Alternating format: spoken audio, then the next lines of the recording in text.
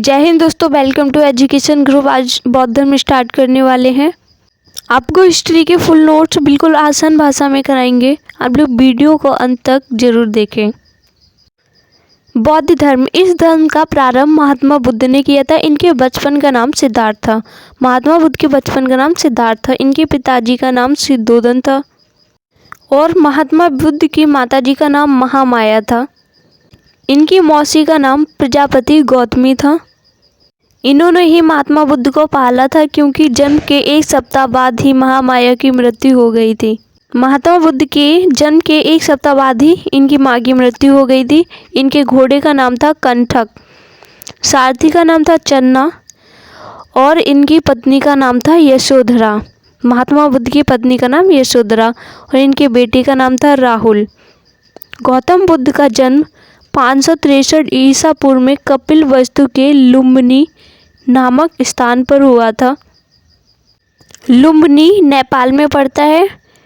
इनके पिता साक्यगढ़ के मुखिया थे। महात्मा बुद्ध के पिता साक्यगढ़ के मुखिया थे। सिद्धार्थ को तथागत, कनक मुनि तथा साक्य मुनि भी कहते हैं। महात्मा बुद्ध को साक्य मुनि भी कहा जाता है और इन्हें लाइट ऑफ एशिया भी कहते हैं। Light of Asia Mahatma Buddha को कहते हैं।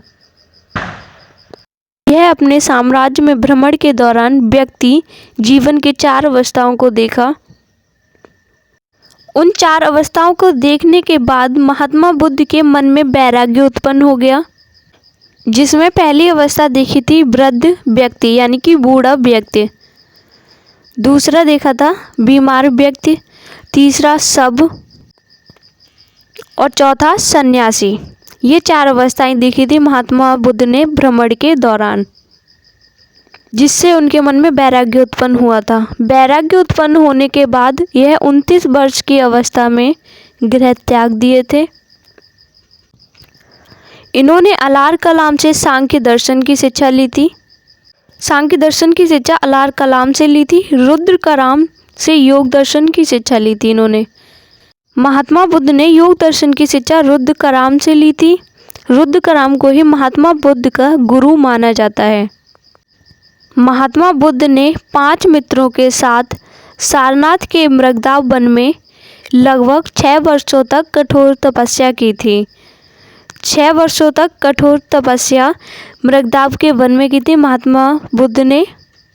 इसी वन में यानी कि मृगदाव वन में एक कन्या ने महात्मा बुद्ध से कहा कि बीड़ा को इतना ना खींचो कि वह टूट जाए और इतना कम भी ना खींचो कि वह बजे ही नहीं।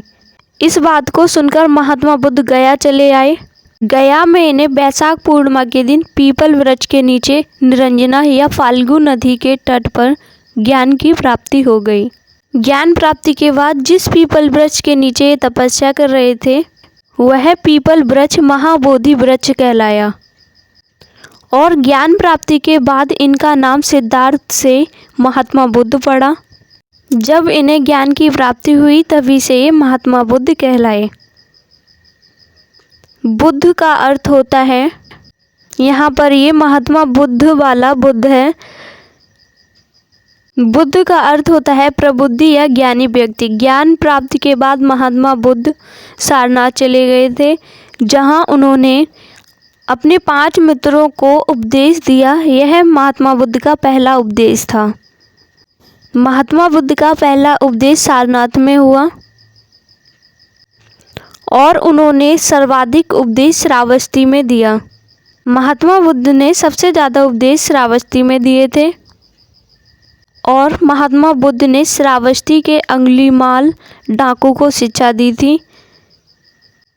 अंगुलीमाल डाकू को महात्मा बुद्ध ने श्रावस्ती में शिक्षा दी थी। इनके सबसे प्रिय शिष्य आनंद तथा उपाली थे। आनंद और उपाली इनके प्रिय शिष्य थे और आनंद के कहने पर ही महात्मा बुद्ध ने महिलाओं को बौद्ध संघ में प्रवेश की अनुमति दी थी। बौद्ध धर्म अपनाने वाली पहली महिला गौतमी थी और दूसरी महिला आम्रपाली थी। बौद्ध धर्म अपनाने वाला पहला पुरुष तपटयु तथा मल्ली था। महात्मा बुद्ध ने 4 सत्य कथन कहे। वे 4 सत्य कथन इस प्रकार हैं। पहला है, संसार दुखों से भरा है। दूसरा, हर दुख का कोई ना कोई कारण है। तीसरा है, सभी दुखों का सबसे बड़ा कारण इच्छा है, इस इच्छा पर नियंत्रण पाया जा सकता है। ये 4 कथन महात्मा बुद्ध ने कहे थे। इच्छाओं पर नियंत्रण पाने के लिए उन्होंने 8 मार्ग बताई, जिसे अष्टांगिक मार्ग कहते हैं। अष्टांगिक मार्ग का मुख्य उद्देश्य था व्यक्ति को बीच के रास्ते से चलना चाहिए, नहीं सरल और ना कठिन रास्ते से। इन्होंने अपने अनुयायियों को 10 बातें करने को मना किया था, जिसे सील कहते हैं। सील की संख्या 10 है। और आज का सेशन यहीं पर समाप्त होता है। सेशन अच्छा लगे तो लाइक एंड शेयर जरूर करें।